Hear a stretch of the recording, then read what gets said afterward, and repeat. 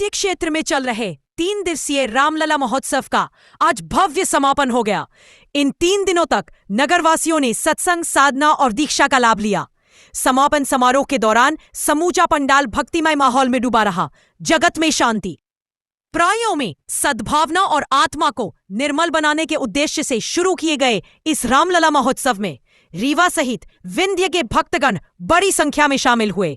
महोत्सव के अंतिम दिन सभी भक्तगण भक्ति संगीत के तालों पर नाचते हुए दिखाई दी और सभी में हर्ष और प्रफुल्लता का माहौल था। विश्व कल्याण के लिए आयोजित इस महायज्ञ में स्वामी कमलेश्वरानंद द्वारा भक्तगणों को बजरंग साधना सिद्धि दीक्षा से सराबोर किया गया। इस अवसर पर मनगवान विधायक नरेंद्र प्रजापति भी मौजूद रहे। 3 दिनों तक चले इस धार्मिक आयोजन ने रीवा में एक सकारात्मक और आध्यात्मिक ऊर्जा का संचार किया। किस तरह की अनुभूति थी, किस तरह की तैयारियां?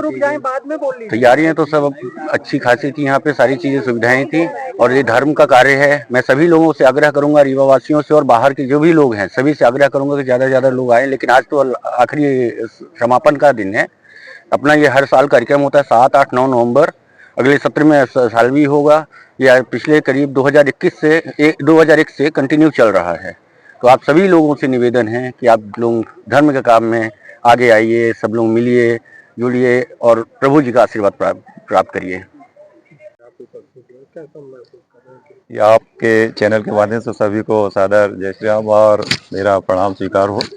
आज यहाँ पर श्री रामलला महोत्सव, यहाँ पर 2 दिन से ये कार्यक्रम यहाँ पर चल रहा है और यहाँ पर धर्म की अविरल धारा यहाँ पर ब्रह्मस्वरूप श्री कमलेश्वरानंद जी और ब्रह्मप्रिया कमलिनी जी के मुखार बिंदियों से यहाँ पर चल रहा है। आज मैं भी यहाँ पर आया और यहाँ पर जो भी श्रद्धालु बंधु यहाँ पर मौजूद हैं उन सभी ने इस कथा का बहुत ही अविरल आनंद उठाया और साथ ही साथ ये प्रण भी लिया कि जिस प्रकार से ये धर्म प्रचारक और ये व्यासपीठ पर बैठ कर के लोग हम लोगों को सीख देते हैं, उनके एक एक अक्षर में, एक एक मुखाग्रबिंद में बहुत बड़ी सीख रहती है।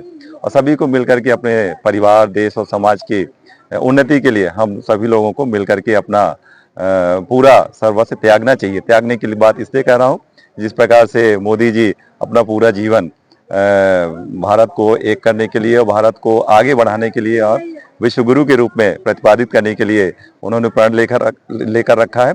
हम सभी भारतवासियों का भी वह प्रण होना चाहिए। इतनी ही बात यहाँ पर आप लोगों के माध्यम से मैं यहाँ पर कहना चाहूँगा। बहुत बहुत धन्यवाद। यहाँ पे निरंतर प्रोग्राम चल रहा है, किस तरह की तैयारी यहाँ पे करवाई जाती है? जय गुरुदेव, हर हर महादेव। मैं ब्रह्मप्रिया नम्रता कमलनी, हमारी संस्था ध्यान योग जन जागृति सेवा संस्थान, और विगत कई वर्षों से हम आपके रीवा मध्य प्रदेश में कार्यक्रम कर रहे हैं। हमारे कार्यक्रम का मूल उद्देश्य होता है जनमानस को आनंद की ओर, ईश्वर की ओर ले जाना, क्योंकि हम सब जानते हैं ईश्वर की ओर चलने में ही जीवन का सुख है, जीवन की शांति और समृद्धि है। ईश्वर के बिना जो कुछ भी है, आप चाहे जितना भी प्रयास कर लीजिए, लेकिन वो आनंद से पूर्ण नहीं है। और गुरु जब मिलता है तो आपको ज्ञान देता है, गुरु मिलता है तो ध्यान देता है, गुरु मिलता है तो प्रेम करने की युक्ति सिखाता है। और मनुष्य की मूलभूत आवश्यकता प्रेम है। जन जन में प्रेम हो, जन जन में सुख हो, शांति हो, इसी उद्देश्य के साथ हम पूरे भारतवर्ष में कार्यक्रम कर रहे हैं और आगे भी हम ऐसे ही धर्म की ध्वजा को धारण करते हुए चलते रहेंगे। आप सबसे भी यही निवेदन है कि कुछ भी करिए संसार में, पर अपने हृदय में ईश्वर को धारण करते रहिए। निश्चित ही आपके जीवन में आनंद होगा। महोत्सव का समापन है यहाँ पे, दिन से यहाँ पे तो कैसा जीवन हमारा हमें प्राप्त हुआ है, इसका ना आदि है ना अंत है। जब हम देहगत देखते हैं तो हमें दिखाई देता है कि जीवन का प्रारंभ हुआ और जीवन का अंत हो जाएगा।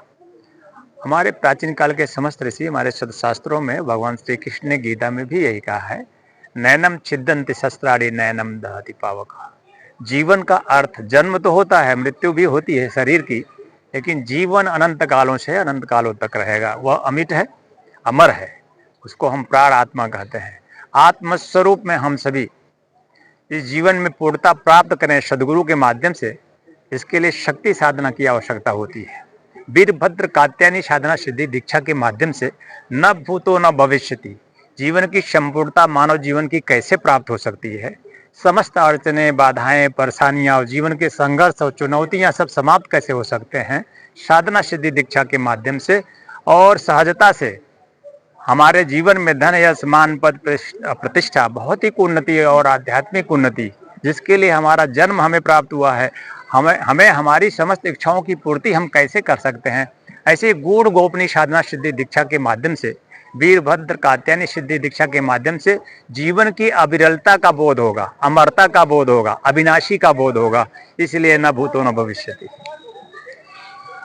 जिंदगी जनता के लिए क्या कहना चाहेंगे? मनुष्य जीवन बड़े सौभाग्य से प्राप्त हुआ है। हम विंध्य निवासी इस बात में तभी दिव्य हैं, तभी पवित्र हैं, तभी पावन हैं जब हम मानव जीवन को सिद्ध और सफल करने के लिए शरीर और मन के साथ साथ प्राण आत्मा का भी खोज करें। प्राण आत्मा के बिना ये शरीर और मन समाप्त हो जाता है और मैं चाहता हूँ प्राण आत्मा कभी न समाप्त होने वाला है।